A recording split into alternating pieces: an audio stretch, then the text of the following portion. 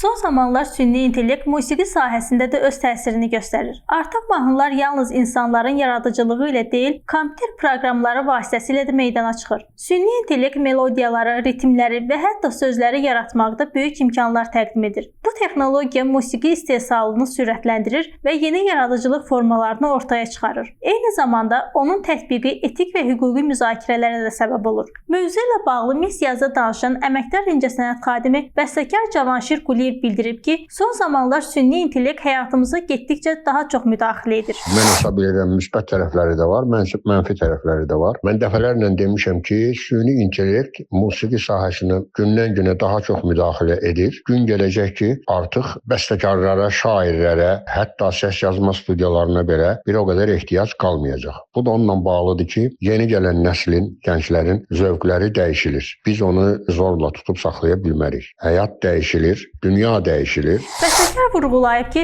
dünyanı yavaş-yavaş süni intellekt doldurur və bu proses hər sahəyə təsir edir. Elə bir zaman gələ bilər ki, insan fəaliyyətini indikindən daha yarıya qədər azaldar. O işləri süni intellekt görər. Musiqidə isə yəni biraz həyəcanlı gələcək gözləyir. Mən elə gəlir. Belə getsə, süni intellekt yaradıcıların işini əlindən ala bilər. İfaçılar təbii ki qalacaq. Onlara heç kəs müdaxilə edə bilməz. Amma yaradıcıların işini əvvəl xeyli yardımcı olacaq, kömək eləyəcək. Ondan sonra müstəqil olaraq özləri yaradacaqlar və süni intellektin yaratdığı mahnılar çoxalır son zamanlar. Hətta Türkiyədə o mahnılardan biri hit paradlarda birinci yer tutmuş. Sonradan məlum olmuş ki, süni intellekt yaradıb. Çünki hər bir müğənninin səsi ilə oxuya bilir, hər bir şairin üslubu ilə şeir yaza bilir. Onun sözlərinə görə hazırda bu süni intellektin hələ uşaq vaxtıdır və o durmadan inkişaf edir. Belə getsə, təbii ki, bir çox insan fəaliyyətini əvəz eləyəcək. Bu yaxşıdır yoxsa pis?